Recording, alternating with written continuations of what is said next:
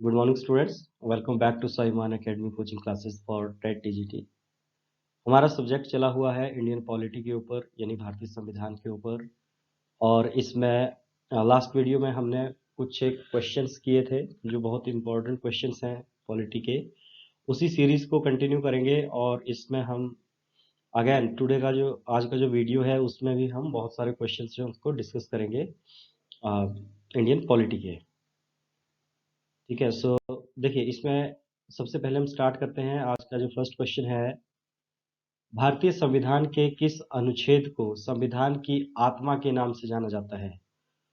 सो ये है अनुच्छेद 32। डॉक्टर बी आर अम्बेडकर ने इसको संविधान का हृदय और आत्मा कहा था। इसे संविधान का की आत्मा और हृदय कहने का तात्पर्य ये है कि इस आर्टिकल से हमें शक्ति मिलती है कि यदि हमारे किसी अधिकार का हनन हो तो हम न्यायालय जा सकें। उसका देखिए नेक्स्ट क्वेश्चन है, लोकसभा के चुनाव क्षेत्रों का परिसीमन किस वर्ष की जनगणना के बाद किया जाएगा? सो अभी तक जो है जो प्लान है परिसीमन वो 2026 में है और वो 2021 की जनगणना के बाद किया जाएगा। तो अभी तक रिपोर्ट आई नहीं है। अगर जनगणना की रिपोर्ट आ जाती है उसके बाद जो है परिसीमन कर दिया जाएगा, यानी कि जो चुनाव क्षेत्र है उसकी संख्या जो वो बढ़ा दी जाएगी या उनमें चेंज कर दिया जाएगा एग्जिस्टिंग जो चुनाव क्षेत्र है।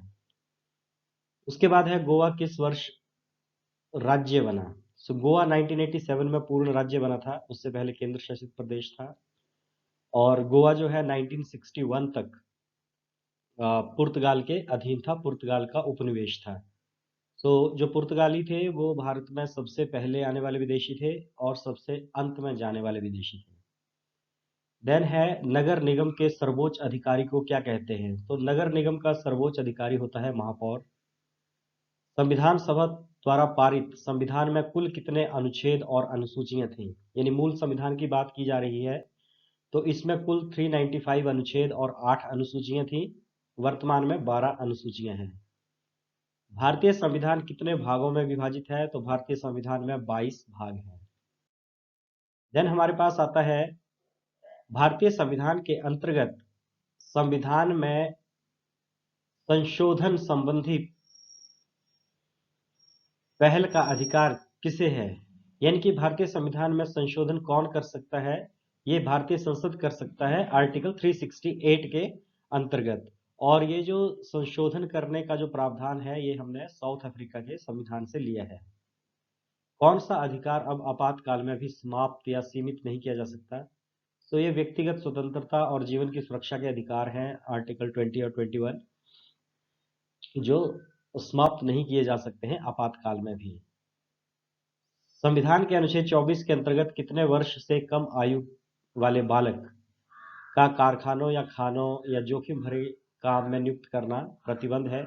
सो 14 वर्ष से कम आयु के जो बच्चे हैं उनका कारखानों इत्यादि में काम करने पे प्रतिबंध है, आर्टिकल 24, जो एक शोषण के विरुद्ध अधिकारों में आता है। उसके बाद है संविधान का अनुच्छेद 368 किस प्रक्रिया से संबंधित है? तो अभी डिस्कस किया हमने। 368 है संविधान संशोधन की प्रक्रिया। देखिए नेक्स्ट क्वेश्चन है हमारे पास, भारतीय संविधान के अनुसार भारत का स्वरूप क्या है? सो भारत एक संघीय राज्य है, राज्यों का संघ है। स्वतंत्र भारत के प्रथम भारतीय गवर्नर जनरल कौन थे? तो स्वतंत्र भारत के प्रथम भारतीय गवर्नर जनरल थे सी राजगोपालाचारी। देन नेक्स्ट है एक, यदि कोई सरकार निर्देशक तत्वों की उपेक्षा करती है तो उसे निश्चित ही इसके मतदाताओं के समक्ष उत्तरदायी होना पड़ेगा। यह कथन किसका है? तो ये डॉक्टर बी आर अम्बेडकर ने कहा था। उनके अनुसार देखिए जो राज्य है उसको नीति निर्देशक तत्वों का पालन करना पड़ेगा अपनी पॉलिसीज बनाते समय। लेकिन अगर वो नहीं बनाते हैं, यानी कि जो भी वो काम करते हैं वो लोक कल्याणकारी काम नहीं है, तो फिर जो मतदान होगा तो जनता जो है उसका जवाब देती है, ये उनका मानना है। मताधिकार के लिए न्यूनतम आवश्यक आयु 21 वर्ष से घटाकर 18 वर्ष किस संशोधन में की गई?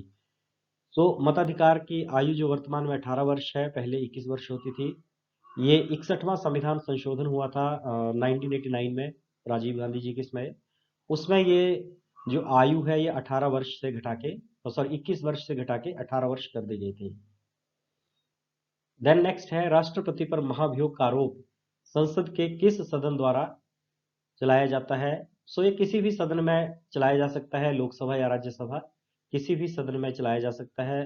महाभियोग आर्टिकल 61 के अनुसार चलाया जाता है और इसको चलाने से के पहले 14 दिन की पूर्व सूचना दी जाती है राष्ट्रपति को, ठीक है, और इसको 2/3 बहुमत से पारित होना होता है। देन संविधान के किस अनुच्छेद द्वारा राष्ट्रपति को अध्यादेश जारी करने की शक्ति प्रदान की गई है। सो राष्ट्रपति अनुच्छेद 123 के अंतर्गत अध्यादेश जारी किया कर सकते हैं। हमने डिस्कस किया है, अध्यादेश होता है यदि संसद का सत्र चालू नहीं है और किसी कानून की आवश्यकता है तो राष्ट्रपति एक अध्यादेश द्वारा कानून जारी कर सकते हैं, लागू कर सकते हैं। उसकी वैधता होती है अगला संसद सत्र शुरू होने के 6 हफ्ते तक। अगला संसद सत्र शुरू होने के 6 हफ्ते के भीतर वो प्रस्ताव संसद में रखा जाता है, उसको पारित किया जाता है। अगर वो फेल हो जाता है तो कानून समाप्त हो जाता है, पारित हो जाता है तो अधिनियम बन जाता है। देखिए उसके बाद है राष्ट्रपति ऐसे प्रश्न में जिसमें विधि और तथ्य के प्रश्न अंतःग्रस्त हो तो परामर्श किससे प्राप्त करता है, यानी कि राष्ट्रपति को किससे परामर्श करने की शक्ति प्राप्त है कानूनी मामलों में। तो सर्वोच्च न्यायालय से शक्ति प्राप्त है जिससे वो परामर्श कर सकता है राष्ट्रपति न्यायालय से। सर्वप्रथम किस अधिनियम के द्वारा भारत में उत्तरदायी शासन व्यवस्था की शुरुआत की गई। सो 1919 के भारत शासन अधिनियम में, जिसको मॉन्टेग्यू चेम्सफोर्ड भी कहा जाता है। और बेसिकली इसमें जो मेन क्वेश्चन बनता है इसका, ये आता है प्रांतों में द्वैध शासन को लेके। देन संविधान सभा के अस्थायी अध्यक्ष कौन थे। डॉक्टर सच्चिदानंद सिन्हा जो थे वो अस्थायी अध्यक्ष थे संविधान सभा के। देखिए नेक्स्ट है अखिल भारतीय कांग्रेस ने किस वर्ष यह प्रस्ताव पारित किया कि भारत की जनता स्वयं बिना किसी विदेशी हस्तक्षेप से अपने संविधान का निर्माण करेगी। सो ये जो प्रस्ताव था ये 1936 के कांग्रेस के अधिवेशन में पारित हुआ था कि भारतीय संविधान भारतीय जनता के द्वारा बनाया जाएगा और किसी बाहरी शक्ति का हस्तक्षेप नहीं होगा। वर्तमान में भारतीय नागरिकों को कितने मौलिक अधिकार प्राप्त हैं। सो वर्तमान में 6 प्रकार के मौलिक अधिकार प्राप्त हैं। पहले 7 होते थे, उसके बाद जो 78वां संविधान संशोधन हुआ था 1978 में,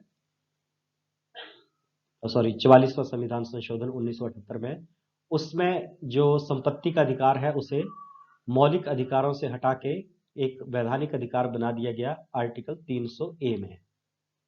मौलिक अधिकारों की सुरक्षा हेतु न्यायालय कितने प्रकार की रिट जारी करता है। तो 5 प्रकार की रिट्स जो है वो जारी करता है, ठीक है। और ये भी हमने डिटेल में कवर की हुई है अन्य वीडियोस में कि 5 रिट कौन कौन सी होती हैं, जैसे परमादेश, क्यूओ वारंटो, उत्प्रेषण, परमादेश, ये सारी जो है वहाँ पे 5 प्रकार की रिट्स हैं और उनकी अच्छे से यानी अच्छे तरीके से उसको वहाँ एक्सप्लेन किया गया है। देखिए उसके बाद है लोक नियोजन के विषय में अवसर की समानता का उल्लेख किस आर्टिकल में है। अवसर की समानता है आर्टिकल 16 में। किसी विधेयक को धन विधेयक के रूप में कौन प्रमाणित करता है, बहुत इंपॉर्टेंट क्वेश्चन है। सो लोकसभा अध्यक्ष जो है वो प्रमाणित करता है कि कोई विधेयक धन विधेयक है या नहीं। किस प्रधानमंत्री के कार्यकाल में दल बदल विरोधी विधेयक पास हुआ था। देखिए दल बदल विरोधी जो विधेयक है ये है हमारी 10वीं अनुसूची 52वां संविधान संशोधन 1985 और ये उस समय भारत के प्रधानमंत्री थे राजीव गांधी।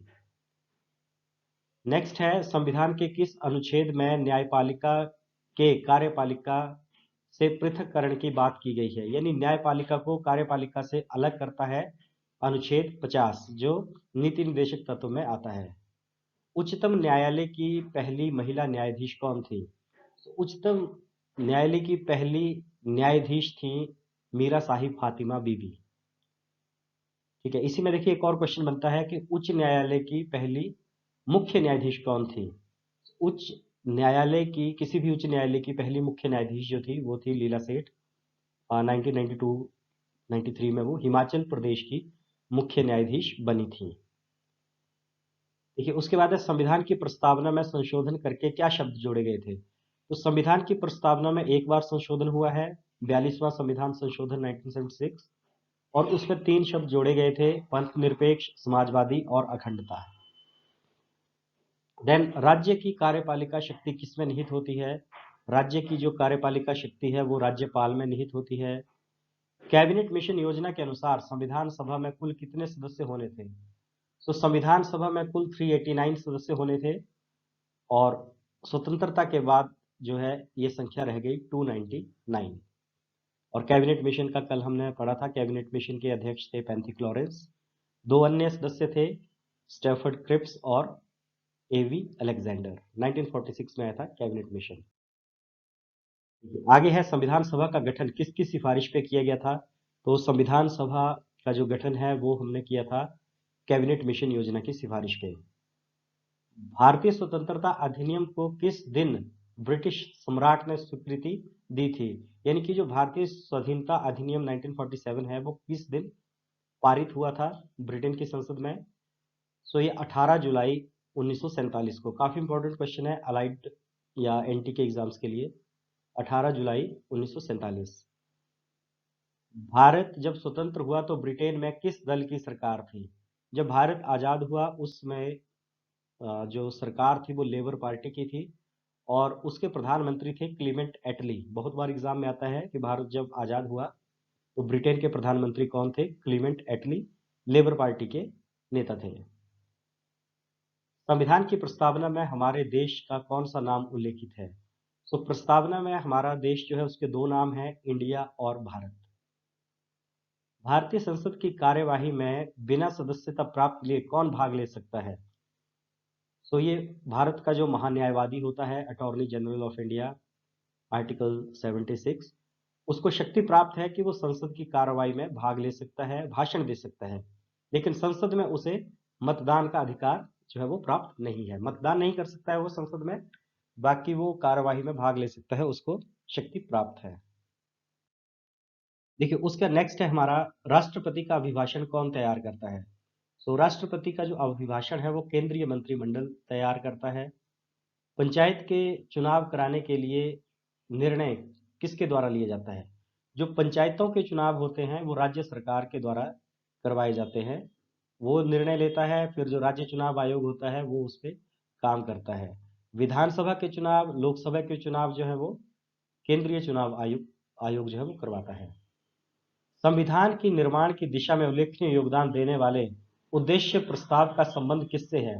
देखिए ये बात की गई है कि जो संविधान सभा का उद्देश्य प्रस्ताव है वो किसने संविधान सभा के सम्मुख रखा, तो ये रखा था पंडित नेहरू ने 13 दिसंबर 1946 को, जिसे नेक्स्ट मंथ यानी जनवरी 1947 को पारित कर लिया गया था या स्वीकार कर लिया गया था। संविधान की प्रस्तावना में वर्णित लोकतंत्र को किस रूप में स्वीकार किया गया है। तो ये जो हमारा लोकतंत्र स्वीकार किया गया है वो है सामाजिक, आर्थिक एवं राजनीतिक लोकतंत्र के रूप में। देन भारत के प्रथम राष्ट्रपति के रूप में डॉक्टर राजेंद्र प्रसाद का निर्वाचन किसने किया था। सो संविधान सभा जो थी उसी ने ये चुनाव किया था डॉक्टर राजेंद्र प्रसाद का राष्ट्रपति के रूप में, क्योंकि जो हमारी संविधान सभा थी उसके जितने सदस्य थे वो पहले संसद के सदस्य बन गए थे 1947 में, जब तक पहले लोकसभा चुनाव नहीं हुए थे और राज्यसभा का गठन नहीं हुआ था। उद्देश्य प्रस्ताव में वर्णित विचारों को संविधान सभा ने कहाँ लिखा, तो ये प्रस्तावना में, जो उद्देश्य प्रस्ताव में जो विचार थे वो सारे प्रस्तावना में लिखे गए हैं। इस समिति की सिफारिश के आधार पर संविधान में मौलिक कर्तव्यों का प्रावधान किया। सो मौलिक कर्तव्य जो है वो सरदार स्वर्ण सिंह समिति की सिफारिश पे किए गए हैं 42वें संविधान संशोधन अधिनियम 1976 में, और 42वां संविधान संशोधन 1976 जो है उसको मिनी कॉन्स्टिट्यूशन या लघु संविधान भी कहा जाता है। नेक्स्ट है संविधान के आर्टिकल 72(1) की व्यवस्था के अनुसार कौन मृत्यु दंड को क्षमा कर सकता है। सो मृत्यु दंड को क्षमा करने का अधिकार जो है वो राष्ट्रपति को दिया गया है, राष्ट्रपति के पास है। दल बदल से संबंधित किसी विवाद का अंतिम निर्णय किसके पास होता है। सो ये सदन के अध्यक्ष या सभापति के पास होता है दल बदल से संबंधित किसी भी विवाद का अंतिम निर्णय। भारतीय संविधान में सम्मिलित समवर्ती सूची किस देश के संविधान से ली गई है? सो समवर्ती सूची का जो कॉन्सेप्ट है वो लिया गया है ऑस्ट्रेलिया के संविधान से। अनुसूचित क्षेत्रों के प्रशासन से संबंधित प्रावधान किस अनुसूची में है? तो 5वीं अनुसूची जो है वो अनुसूचित क्षेत्रों के प्रशासन से है। 5वीं और 6ठी दोनों है। 6th में 4 राज्यों का वर्णन है जो है असम, मेघालय, मिजोरम और त्रिपुरा। असम मेरा मित्र करके इसको याद किया जा सकता है। देखिए उसके बाद है भारत सरकार के विभिन्न मंत्रालयों और विभागों के कार्यों का बंटवारा कौन करता है? सो ये मंत्रिमंडल सचिवालय करता है विभिन्न मंत्रालयों और विभागों के कार्यों का बंटवारा। उसके बाद है 1956 में संविधान के किस संशोधन द्वारा जम्मू कश्मीर राज्य को भारत का प्रांत बनाया गया था? तो ये 7वां संविधान संशोधन अधिनियम था जिसमें जम्मू कश्मीर को भारत का प्रांत बनाया गया था। नियंत्रक एवं महालेखा परीक्षक के वेतन आदि किस न्यायालय के न्यायाधीशों के वेतन के बराबर रखे गए हैं? सो जो सीएजी होता है कंट्रोलर ऑडिटर जनरल यानी नियंत्रक एवं महालेखा परीक्षक, उसके जो वेतन है वो उच्चतम न्यायालय के न्यायाधीशों के बराबर रखे गए हैं। देश में केवल 2 संघ राज्य विधानसभाएं हैं। ये संघ राज्य क्षेत्र कौन कौन से हैं?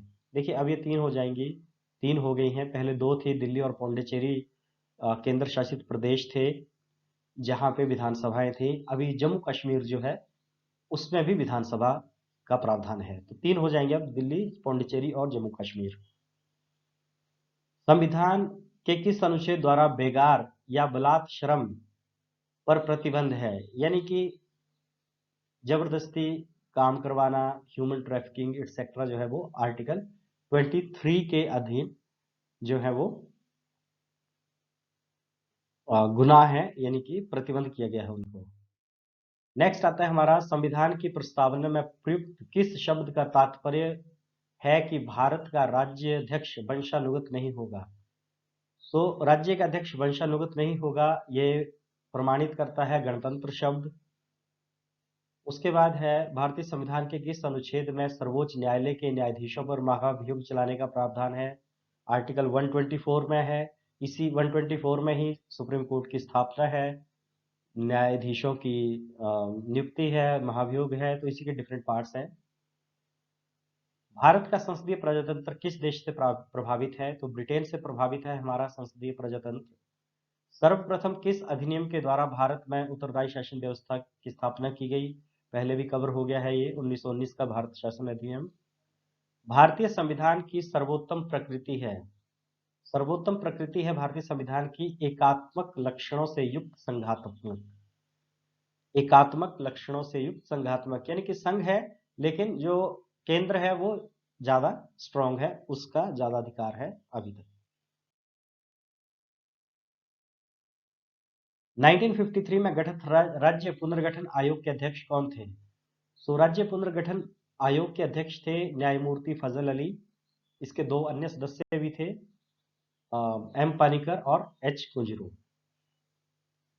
प्राण और दैहिक स्वतंत्रता का संरक्षण किस अनुच्छेद के तहत प्राप्त है?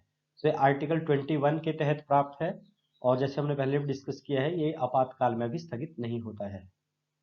नेक्स्ट क्वेश्चन है कि भारतीय जनता पार्टी की स्थापना से पहले 1951 में जनसंघ के रूप में जब ये पार्टी थी तब इसके नेता कौन थे? तो श्यामा प्रसाद मुखर्जी जो थे वो जनसंघ के संस्थापक सदस्य थे। भारतीय जनता पार्टी जो है वो लेटर ऑन बनी है 1980 में। किसी सदस्य द्वारा सरकार की किन्हीं विशेष नीतियों या कार्यवाहियों की आलोचना के उद्देश्य से कौन सा प्रस्ताव लाया जाता है? यानी किसी सदस्य द्वारा सरकार की विशेष नीति या कार्यवाही की जब आलोचना का उद्देश्य के लिए प्रस्ताव लाया जाता है तो उसे कहते हैं निंदा प्रस्ताव। नेक्स्ट है किसी पक्ष के कोई पद या मताधिकार के लिए दावा करने पर राज्य उसकी वैधता की जांच किस न्यायिक उपचार के द्वारा करती है? किसी पक्ष के कोई पद या मताधिकार के लिए दावा करने पर राज्य उसकी वैधता की जांच जो है अधिकार परीक्षा के जरिए करती है। नेक्स्ट है भारतीय संविधान में एकल नागरिकता का प्रावधान कहाँ से लिया है? तो सिंगल सिटीजनशिप का जो कॉन्सेप्ट है वो ब्रिटेन से लिया है। प्रथम राजभाषा आयोग के अध्यक्ष कौन थे? ये थे बीजी खेर। भारतीय संविधान में लोक सेवा आयोग का प्रावधान किस अनुच्छेद के तहत किया गया है? सो आर्टिकल 315 के तहत लोक सेवा आयोग का के गठन का प्रावधान है। उसके बाद है भारतीय संघ का राष्ट्रपति किसके परामर्श से कार्य करता है? सो राष्ट्रपति के परामर्श के लिए प्रधानमंत्री और मंत्रिपरिषद जो है वो बनाए गए हैं। ठीक है, और ये 42 जो संविधान संशोधन था उसमें ये प्रावधान किया था कि राष्ट्रपति जो है वो मंत्रिपरिषद की सलाह पे शक्तियों का प्रयोग करेंगे। जवाहरलाल नेहरू के नेतृत्व में अंतरिम सरकार का गठन कब हुआ था? तो इस सितंबर 1946 में जो अंतरिम सरकार थी उसका गठन हुआ था। संविधान सभा के किस प्रांत के प्रतिनिधि सर्वाधिक थे? सो जो यूनाइटेड प्रोविंस था, संयुक्त प्रांत था, उसके प्रतिनिधि सबसे अधिक थे। पंचायत का चुनाव कराने का निर्णय कौन लेता है? राज्य सरकार करती है। सर्वोच्च न्यायालय के न्यायाधीशों की सेवानिवृत्ति आयु ये 65 वर्ष है। ठीक है, उच्चतम न्यायालय की भी 65 हो गई है। अभी रिसेंटली जो संविधान संशोधन हुए थे, पहले 62 थी, अब वो नए जो संविधान संशोधन है उसमें 65 हो गई है। ठीक है, एक बार चेक कर लेना आप भी इसको। उपराष्ट्रपति के चुनाव में प्रधानमंत्री कब मतदान का अधिकारी नहीं होता है? तो उपराष्ट्रपति के चुनाव में प्रधानमंत्री कब मतदान का अधिकारी नहीं होता? देखिए, जो प्रधानमंत्री है वो लोकसभा का सदस्य होता है, यानी राज्यसभा का भी हो सकता है, लेकिन कुछ कंडीशंस में अगर वो संसद का सदस्य ना हो तब वो उपराष्ट्रपति के चुनाव में हिस्सा नहीं लेगा, है ना। जैसे हमने पढ़ा है प्रधानमंत्री के बारे में कि यदि कोई व्यक्ति सदन का सदस्य, संसद का सदस्य नहीं है, तब भी वो प्रधानमंत्री बन सकता है, लेकिन उसे 6 महीने के भीतर किसी भी सदन की सदस्यता लेनी होती है। लेकिन इन केस अगर वो अभी 6 महीने नहीं हुए हैं, किसी सदन का सदस्य नहीं है, तब वह उपराष्ट्रपति के चुनाव में हिस्सा नहीं लेगा, क्योंकि उपराष्ट्रपति के चुनाव में संसद के दोनों सदनों के सदस्य ही भाग लेते हैं। राज्यपाल अपने विवेकाधीन कृत्यों के अनुपालन में किसके नियंत्रण के अधीन कार्य करता है? तो राज्यपाल जो है वो राष्ट्रपति के अधीन कार्य करता है। भारत के किस राष्ट्रपति का चुनाव आम सहमति से हुआ था? ये डॉक्टर नीलम संजीवा रेड्डी का चुनाव जो है वो आम सहमति से हुआ था। कोई केंद्रीय मंत्री कब लोकसभा में मतदान का अधिकारी नहीं होता? जब वह लोकसभा का सदस्य नहीं हो। सेम जैसे अभी हमने डिस्कस किया प्रधानमंत्री के केस में, यदि वो संसद का सदस्य नहीं होगा तो वो लोकसभा में मतदान नहीं कर सकता, क्योंकि राज्यसभा के जो मेंबर्स होते हैं वो भी मंत्रिमंडल में होते हैं, मंत्रिपरिषद में हो सकते हैं। तो अगर वो लोकसभा का सदस्य नहीं है, राज्यसभा का सदस्य है, तो वो लोकसभा में मतदान भी नहीं कर पाएगा। संविधान के अनुसार क्षेत्रीय मंत्रिपरिषद में अधिकतम कितने सदस्य हो सकते हैं? सो इसमें संविधान में कोई सीमा का उल्लेख नहीं किया गया है कि केंद्रीय मंत्रिपरिषद में अधिकतम कितने सदस्य हो सकते हैं, लेकिन हम जो है, जो हमारा 93rd संविधान संशोधन अधिनियम था कि ज्यादा से ज्यादा 15% हो सकते हैं, उतना हम लिख सकते हैं इसमें। ठीक है, अब देखिए उसके बाद है हमारे पास प्रदेश सरकार के मंत्री व्यवहारिक एवं संवैधानिक रूप से किसके प्रसाद पर्यंत अपना पद ग्रहण करते हैं? तो प्रदेश सरकार की बात कर रहे हैं, यानी कि राज्यों की बात कर रहे हैं, तो राज्यपाल के प्रसाद पर्यंत जो वो कार्य करते हैं। संविधान के अंतर्गत मूल अधिकारों को लागू करवाने की जिम्मेदारी किसकी है? सो मूल अधिकारों के जो अभिभावक हैं, संरक्षक हैं, वो हैं सर्वोच्च न्यायालय और उच्च न्यायालय। उनकी जिम्मेदारी है उनको लागू करवाना। नागरिकों के मूल कर्तव्य संविधान में कहाँ दिए गए हैं? तो भाग 4 क आर्टिकल 51A जो है उसमें मूल कर्तव्यों का वर्णन है, जो हमने रशिया से लिए हैं। किस रिट का शाब्दिक अर्थ है व्हाट इज योर अथॉरिटी? सो ये क्यूयो वारंटो जो है उसका अर्थ है what is your authority. Bharat के वह राष्ट्रपति जो पूर्व में लोकसभा के अध्यक्ष भी रहे हैं वो थे नीलम संजीवा रेड्डी, जिन्हें सर्वसम्मति से बना दिया गया था भारत का राष्ट्रपति। देखिए उसके बाद है भारत राष्ट्रपति की अनुमति हेतु भेजे गए किसी विधेयक पर राष्ट्रपति कब तक अपनी अनुमति देने के लिए बाध्य है। तो देखिए, जब हमने राष्ट्रपति के बारे में पढ़ा था तो उसमें जो वीटो शक्तियां थी राष्ट्रपति की, उसमें एक जेवी वीटो थी कि वो बाध्य नहीं है कि कब तक अपनी अनुमति देगा। ठीक है, तो इसमें कोई सीमा निश्चित नहीं है। जैसे ज्ञानी जैल सिंह जो हमारे पूर्व राष्ट्रपति थे, उन्होंने जो डाक विभाग से संबंधित अधिनियम था 1986 का, उस पे अपनी जेवी वीटो यानी पॉकेट वीटो का इस्तेमाल किया था और अनिश्चितकाल के लिए वो अपने पास रखी थी। देखिए, उसके बाद है भारत के अंतरिम राष्ट्रपति कौन थे, तो डॉक्टर राजेंद्र प्रसाद भारत के अंतरिम राष्ट्रपति थे। धन विधेयक को संसद के किस सदन में प्रस्तुत किया जाता है, ये लोकसभा में प्रस्तुत होता है। धन विधेयक आर्टिकल 110 में धन विधेयक है और ये राष्ट्रपति की पूर्व अनुमति से ही लोकसभा में पेश किया जाता है। राज्यसभा में जो शक्ति है धन विधेयक के संबंधित, वो सिर्फ एक परामर्शदात्री की तरह है।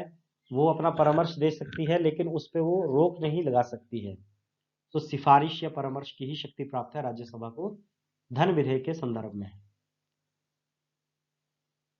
संसद के प्रत्येक सदन की बैठक की कार्य सूची में पहला विषय कौन सा होता है।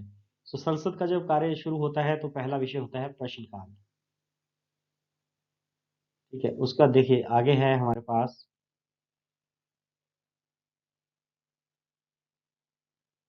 संविधान सभा के प्रारूप पर अनुच्छेदवार विचार विमर्श करना कब से प्रारंभ हुआ। यानी कि जो संविधान सभा थी उसने संविधान पे विचार विमर्श करना कब शुरू किया, 15 नवंबर 1948 को, और 114 दिन तक उस पे बहस हुई थी। उसके बाद है कि भारत में सर्वप्रथम आपातकाल की घोषणा 26 अक्टूबर 1962 को की गई थी, जब भारत और चाइना का युद्ध हुआ था। दूसरी जो उद्घोषणा थी वो की गई थी 13 दिसंबर 1971 को, जब बांग्लादेश और मतलब पाकिस्तान भारत वॉर हुआ था, बांग्लादेश का निर्माण हुआ था 16 दिसंबर को। 3 दिसंबर को ये युद्ध शुरू हुआ था।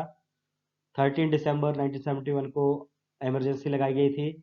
16 दिसंबर को युद्ध समाप्त हो गया था बांग्लादेश की आज़ादी के साथ।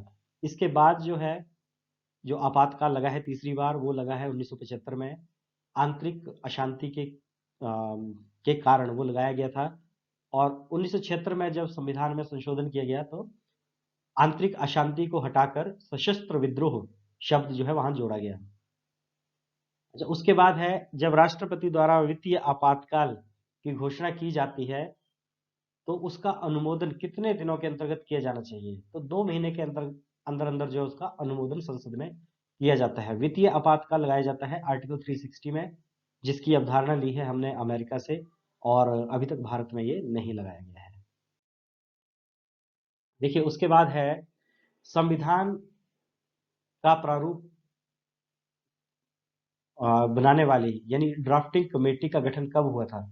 ड्राफ्टिंग कमेटी का गठन हुआ था 29 अगस्त 1947 को। इसके अध्यक्ष थे डॉक्टर बी आर अम्बेडकर और इसमें 7 सदस्य थे। संविधान सभा का अंतिम दिन कौन सा था, जिस दिन संविधान सभा के सदस्यों ने संविधान पर हस्ताक्षर किए। तो 24 जनवरी 1950 को जो है संविधान सभा का अंतिम दिन था। उसके बाद जो था ये संविधान सभा भंग हो गई और वो सदन के सदस्य बन गए, सांसद बन गए। संविधान सभा को अंतरिम सदन में किस दिन परिवर्तित किया गया, तो देखिए 26 जनवरी 1950 को जो संविधान सभा थी वो संसद में परिवर्तित हो गई। यदि कोई व्यक्ति अपनी इच्छा से विदेशी राज्य की नागरिकता अर्जित कर लेता है तो उसकी भारतीय नागरिकता का क्या होता है। यदि कोई व्यक्ति अपनी इच्छा से विदेशी राज्य की नागरिकता ले लेता है तो भारतीय जो उसकी नागरिकता है वो स्वतः ही समाप्त हो जाती है। किस अनुच्छेद द्वारा भारतीय नागरिकों को 6 प्रकार की स्वतंत्रताएं दी गई हैं, तो आर्टिकल 19 के द्वारा 6 प्रकार की स्वतंत्रताएं हैं, जैसे प्रेस की आज़ादी, बिना शस्त्रों के बैठक करने की आज़ादी, उसके बाद है संघ बनाने की आज़ादी, कहीं भी घूमने फिरने की आज़ादी, कहीं भी जॉब करने की आज़ादी। इस प्रकार की 6 आज़ादियां हैं जो आर्टिकल 19 में बताई गई हैं। धन विधेयक पर राज्यसभा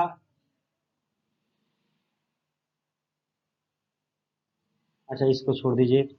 देन भारत के किन राष्ट्रपतियों की मृत्यु उनके कार्यकाल में हुई? सो भारत के 2 राष्ट्रपतियों की मृत्यु उनके कार्यकाल में हुई। एक थे डॉक्टर जाकिर हुसैन और दूसरे फखरुद्दीन अली अहमद। डॉक्टर जाकिर हुसैन पहले राष्ट्रपति हैं, पहले मुस्लिम राष्ट्रपति थे और पहले ही ऐसे राष्ट्रपति थे जिनकी कार्यकाल के दौरान ही मृत्यु हुई। राज्य के निम्न और उच्च सदन क्या कहलाते हैं? तो राज्य का निम्न सदन होता है विधानसभा और उच्च सदन होता है विधान परिषद, जो कुछ एक राज्यों में ही है, सब राज्यों में नहीं है। जैसे केंद्र में होता है लोकसभा निम्न सदन और राज्यसभा उच्च सदन, वैसे ही राज्य में विधानसभा निम्न सदन और विधान परिषद उच्च सदन। देखिए नेक्स्ट क्वेश्चन हमारे पास आता है, प्रधानमंत्री का व्यक्तिगत उत्तरदायित्व किसके प्रति है? तो प्रधानमंत्री का व्यक्तिगत उत्तरदायित्व जो है वो राष्ट्रपति के प्रति है और जो मंत्रिपरिषद का सामूहिक उत्तरदायित्व है वो लोकसभा के प्रति है। महान्यायवादी यानी अटॉर्नी जनरल का कार्यकाल कितने वर्षों का होता है? देखिए जो अटॉर्नी जनरल है उनका कार्यकाल होता है राष्ट्रपति की इच्छा के अनुसार। और महान्यायवादी पहले होते थे हमारे के वेणुगोपाल, अभी चेंज हो गए हैं, हैं आर वेंकट रमनी जो नए महान्यायवादी हैं। भारत का पहला आम बजट 1952 में किसने प्रस्तुत किया? तो ये थे पी के चनमुख शेट्टी या षणमुख शेट्टी, जिन्होंने ये पहला बजट भारत का प्रस्तुत किया था। भारतीय संविधान सभा के संवैधानिक सलाहकार कौन थे? अगेन बहुत इंपॉर्टेंट प्रश्न है। भारतीय संविधान के निर्माण में संविधान सभा के संवैधानिक सलाहकार थे डॉक्टर बी एन राव। उसके बाद नेक्स्ट क्वेश्चन है, राष्ट्रपति पद के चुनाव संबंधी विवाद को किसे निर्देशित किया जाता है? सो राष्ट्रपति पद के चुनाव में अगर कोई विवाद होता है तो वो सर्वोच्च न्यायालय का प्राथमिक क्षेत्राधिकार है। ठीक है, सो ये एक अगेन एक छोटा सा वीडियो था जिसमें बहुत सारे क्वेश्चंस जो हमने डिस्कस किए। इसी तरह अब हम नेक्स्ट वीडियो में कुछ और क्वेश्चंस के साथ हाजिर होंगे, कुछ नए और क्वेश्चंस डिस्कस करेंगे। इन क्वेश्चंस में अगर आपको किसी को कोई भी डाउट है तो आप वो पूछ सकते हैं, व्हाट्सएप कर सकते हैं, कॉल कर सकते हैं या फिर आप कमेंट कर सकते हैं। ठीक है, सो आप वीडियो को लाइक कीजिए, शेयर कीजिए, सब्सक्राइब कीजिए ताकि हम नए वीडियोस जो हैं वो इसी तरह बनाते रहें। धन्यवाद। जय हिंद।